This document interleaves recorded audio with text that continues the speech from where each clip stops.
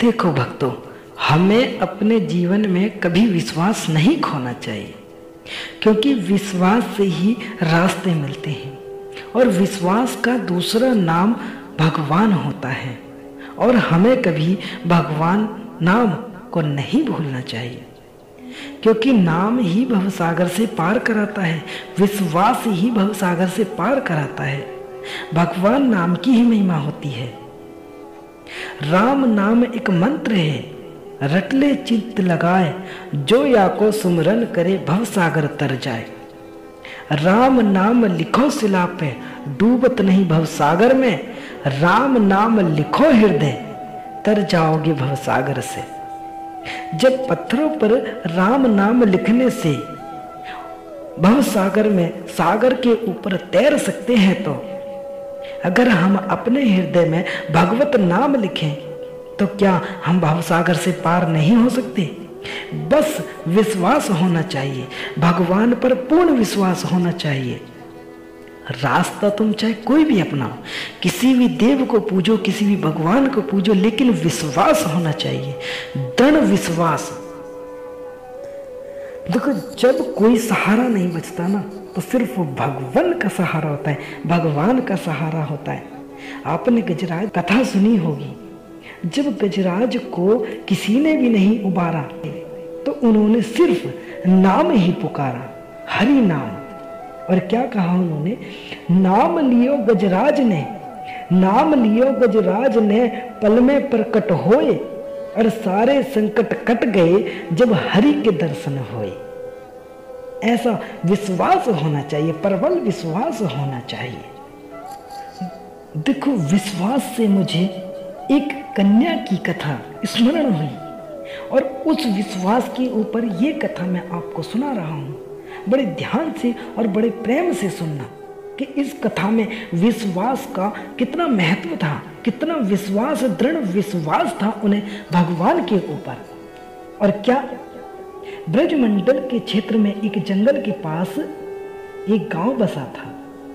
जंगल के किनारे एक टूटी फूटी झोपड़ी में एक 7 वर्षीय कन्या अपनी बूढ़ी दादी के साथ निवास करती थी, जिसका नाम उसकी दादी ने बड़े प्रेम से रखा था चंदा। चंदा उसकी दादी के अतिरिक्त और कोई सहारा नहीं था। उसके माता पिता की मृत्यु महामारी में उस समय हो गई जब चंदा की आयु मात्र 2 वर्ष की थी। तब से उसकी दादी ने उसका पालन पोषण किया। उस बूढ़ी स्त्री के पास कमाई का कोई साधन भी नहीं था, इसलिए वे जंगल में जाती और लकड़ियां बीन कर उनको बेचती, और उससे जो आय, जो पैसे, जो कमाई होती, उसी से अपने घर का गुजारा चलाती थी। क्योंकि घर में और कोई था नहीं, इसलिए दादी चंदा को भी अपने साथ जंगल ले जाती थी। दोनों दादी पोती दिन भर जंगल में भटकते, संध्या होने से पहले घर वापस लौट आते। वही उनका प्रतिदिन का नियम था। चंदा अपनी दादी के साथ बहुत प्रसन्न थी। उसको एक बात बहुत कचोटती थी कि उसका कोई भाई या बहन नहीं थे। चंदा केवल अपने परिवार में अकेली थी। गांव के बच्चे उसको इस बात के लिए बहुत चिढ़ाते थे तथा उसको अपने साथ भी नहीं खिलाते थे। इससे वे बहुत दुखी रहते थे। अनेक बार वह अपनी दादी से पूछती कि उसका कोई भाई क्यों नहीं है। तब उसकी दादी उसको प्रेम से समझाती, कौन कहता है तेरा भाई नहीं है, कौन कहता है तेरा भाई नहीं है, वह है ना कृष्ण कन्हैया, वही तेरा भाई है। यह कहकर दादी लड्डू गोपाल जी की ओर संकेत कर देती। चंदा की झोपड़ी में एक पुरानी किंतु बहुत सुंदर लड्डू गोपाल जी की प्रतिमा थी, जो उसके दादाजी लाए थे। चंदा की दादी उनकी बड़े मन से सेवा किया करती थी। बहुत प्रेम से उनकी पूजा करती, उनका गुणगान करती और उनको भोग लगाती। निर्धन स्त्री पकवान मिष्टान कहाँ से लाए, जो उनके खाने के लिए रूखा सूखा होता वही पहले भगवान को भोग लगाती, फिर चंदा के साथ बैठकर खुद खाती। चंदा के प्रश्न सुनकर वह उन लड्डू गोपाल जी की ओर संकेत कर देती। चंदा जब भी कोई प्रश्न करती तो गोपाल जी की तरफ दादी संकेत कर देती और समझा देती। बाल मन चंदा लड्डू गोपाल जी को ही अपना भाई मानने लगी। वह जब दुखी होती तो लड्डू गोपाल जी के सम्मुख बैठकर उनसे बातें करने लगती और कहती कि भैया तुम मेरे साथ खेलने क्यों नहीं आते हो? सब बच्चे मुझे चिढ़ाते हैं, तुम क्यों नहीं आते हो? मेरा उपहास करते हैं, मुझको अपने साथ भी नहीं खिलाते हैं, मैं अकेली रहती हूँ, तुम क्यों नहीं आते हो? क्या तुम मुझसे रूठ गए हो जो एक बार भी घर नहीं आते? मैंने तो तुमको कभी देखा भी नहीं है। अपनी बाल कल्पनाओं से खोई चंदा लड्डू गोपाल जी से अपने मन का सारा दुख कह देती। चंदा का प्रेम निश्चल था, वे अपने भाई को पुकारती थी। उसके प्रेम के आगे भगवान भी नतमस्तक हो जाते थे, किंतु उन्होंने कभी कोई उत्तर नहीं दिया। एक दिन चंदा ने अपनी दादी से पूछा, दादी मेरे भाई घर क्यों नहीं आते हैं? वे कहाँ रहते हैं? तब दादी ने उसको टालते हुए उद्देश्य से कहा कि तेरा भाई जंगल में रहता है, एक दिन वह अवश्य आएगा। चंदा ने पूछा, क्या उनको जंगल में डर नहीं लगता? वे जंगल में क्यों रहते हैं? तब दादी ने उत्तर दिया, नहीं, वे किसी से नहीं डरता, उसको गांव में रहना अच्छा ही नहीं लगता, इसलिए वे जंगल में ही रहता है। धीरे धीरे रक्षाबंधन का दिन निकट आने लगा। वह अपने भाइयों के लिए राखियां खरीदी, सुंदर सुंदर राखियां खरीदी। वह चंदा को चिढ़ाने लगी कि तेरा तो कोई भाई नहीं है, तू किसको राखी बांधेगी? अब चंदा का सब्र का बांध टूट गया। अब वे घर आकर जोर जोर से रोने लगी। दादी से पूछा कि मेरे भैया क्यों नहीं आते? तब उसकी दादी भी बहुत दुखी हुई। उसने चंदा को प्यार से समझाया कि मेरी बच्ची, तू रो मत, तेरा भाई अवश्य आएगा। किंतु चंदा का रो रोकर बुरा हाल हो गया था और चंदा का रोना नहीं रुका। वह लड्डू गोपाल जी की प्रतिमा के पास जाकर उनसे लिपटकर जोर जोर से रोने लगी और बोली कि भाई तुम क्यों नहीं आते हो? सब भाई अपनी बहनों से राखी बंधवाने आते हैं, फिर तुम क्यों नहीं आते हो? उधर गोविंद जी चंदा की समस्त चेष्टाओं के साक्षी बन रहे थे। रोते रोते चंदा को याद आया कि दादी ने कहा था कि उसका भाई जंगल में रहता है। बस फिर क्या था, वह दादी को बिना बताए नंगे पांव ही जंगल की ओर दौड़ पड़ी। उसने मन ही मन ठान लिया था कि वह आज अपने भाई को लेकर ही आएगी। जंगल कांटों से भरा पड़ा था, जंगल में राहों में कांटे। वह मासूम दौड़ती जा रही थी। श्री गोविंद उनके साक्षी बन रहे थे। तभी श्री हरि गोविंद पीड़ा से कराह उठे। उनके पांव से रक्त बह निकला। आखिर हो भी क्यों ना, श्री हरि का कोई भक्त पीड़ा में हो और भगवान को पीड़ा ना हो, ये कैसे संभव हो सकता है? जंगल में नन्ही चंदा के पांव में कांटा लगा था तो भगवान भी पीड़ा से करा उठे। उधर चंदा के पैर में भी रक्त बह निकला। वह वहीं बैठकर रोने लगी। तभी भगवान ने अपने पांव से उस स्थान पर हाथ फेरा जहां कांटा लगा था। पलक झपकते हैं, चंदा के पांव से रक्त बहना बंद हो जाता है और दर्द भी नहीं हो रहा। वे फिर से उठी और जंगल की ओर दौड़ पड़ी। इस बार उसका पांव कांटों से छलनी हो गया, किंतु वे नन्ही सी जान बिना चिंता किए दौड़ रही थी। उसको अपने भाई के पास जाना है। विश्वास देखो, प्रबल विश्वास। भगवान हमेशा विश्वास से ही आते हैं। अतः एक स्थान पर थक कर रुक गई और रो रो कर पुकारने लगी, भाई तुम कहाँ हो, तुम क्यों नहीं आते हो? अब श्री गोविंद के लिए एक एक पल रुकना बड़ा कठिन था। वह तुरंत उठे और एक 11-12 वर्ष के सुंदर बालक रूप धारण किया और पहुंच गई चंदा के पास।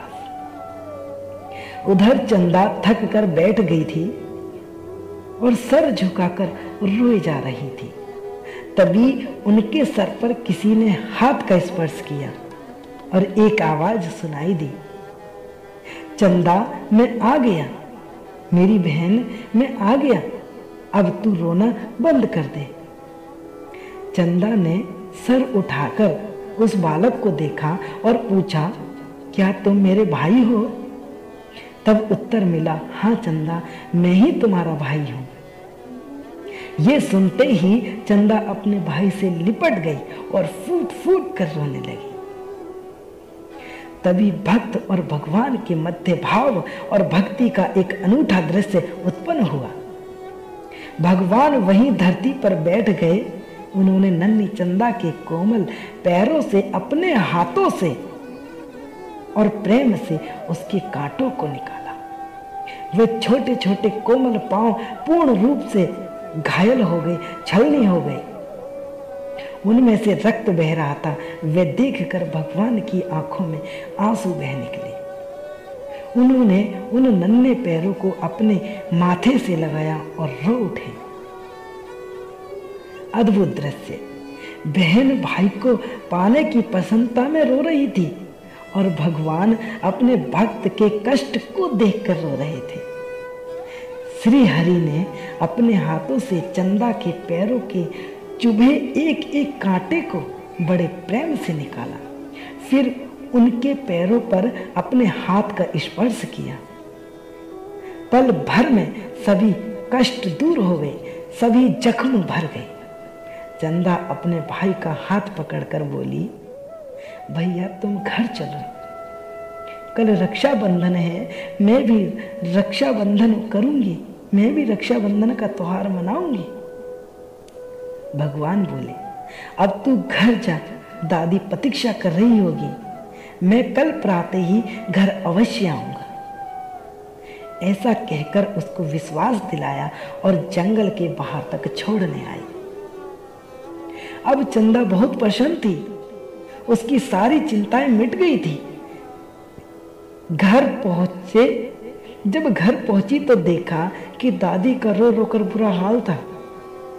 चंदा को देखते ही उसको छाती से लगा लिया।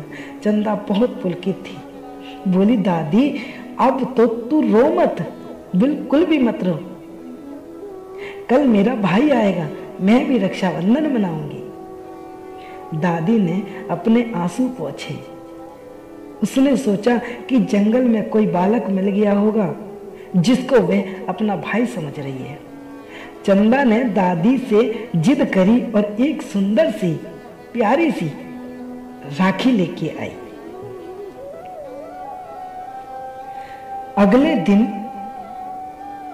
अगले दिन प्रातः ही वे नहा धोकर अपने भाई की प्रतीक्षा में द्वार पर बैठ गई। उसको अधिक प्रतीक्षा नहीं करनी पड़ी। थोड़ी देर में ही वे बालक सामने से आते दिखाई दिया।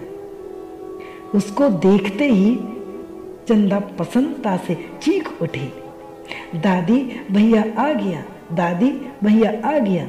और वे दौड़कर अपने भाई के पास पहुंची, उसका हाथ पकड़कर घर अपनी टूटी फूटी चारपाई पर बिठाया, बड़े प्रेम से भाई का तिलक किया, आरती उतारी और रक्षाबंधन किया। सुंदर राखी देखकर भाई भी प्रसन्न होता, बहुत प्रसन्न हुआ। भाई के रूप में भगवान उससे प्रेम को देखकर विभोर हो उठे। अब बारी उनकी थी। भाई ने अपने साथ लाए झोले को खोला तो खुशियों का अंबार था। सुंदर कपड़े, मिठाइयाँ, खिलौने, बहुत ही सुंदर सुंदर चीजें लेकर आए। चंदा को मानो पंख लग गए। उसकी प्रसन्नता का ठिकाना नहीं था। कुछ समय साथ रहने के बाद वे बालक बोला, अब मुझे जंगल में जाना होगा। चंदा उदास हो गई। तब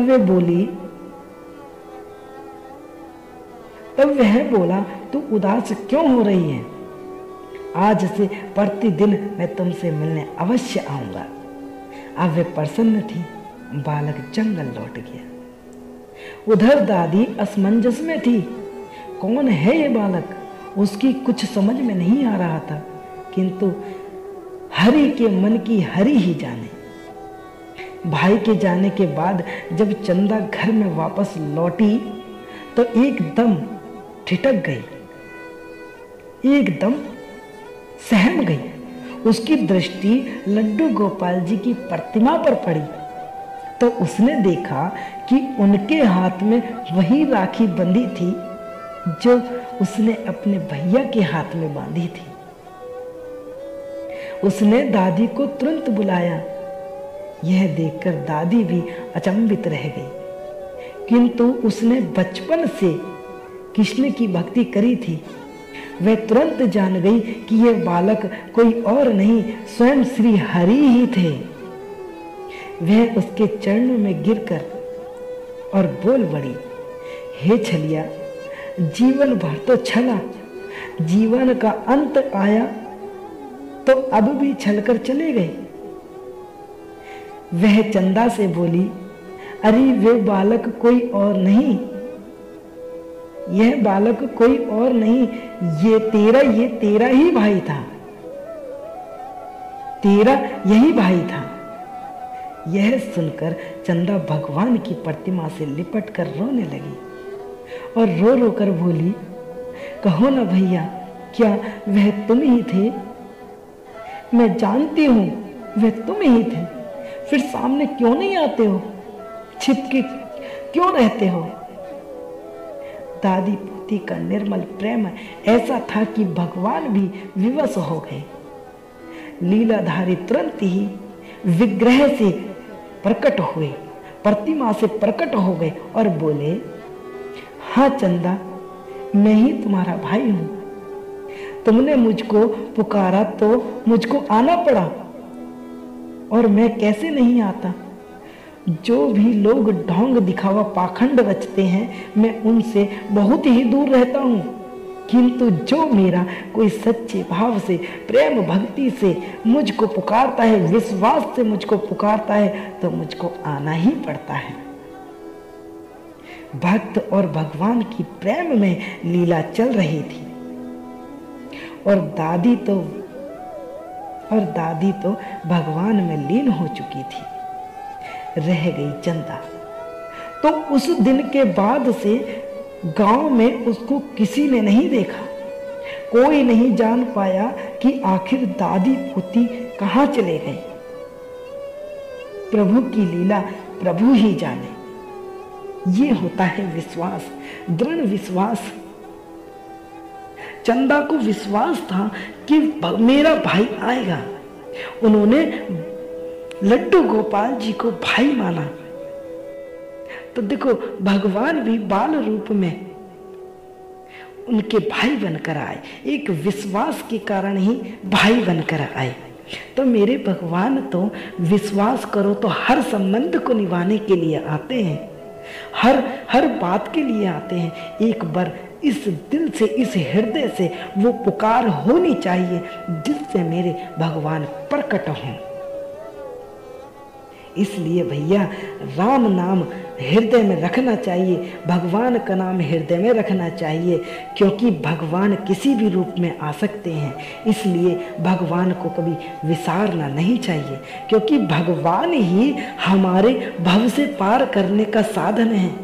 भगवान ही हमारी जीवन नैया के रक्षक हैं और भगवान ही हमें भव सागर से पार करने की नौका है। नौका भी वही है और माझी भी वही है। अगर वो ना हो तो हम भव सागर में ही भटकते रहें, क्योंकि भगवान के बगैर कोई किसी का नहीं होता। भगवान ही सिर्फ सबके होते हैं, बाकी भगवान के सिवा कोई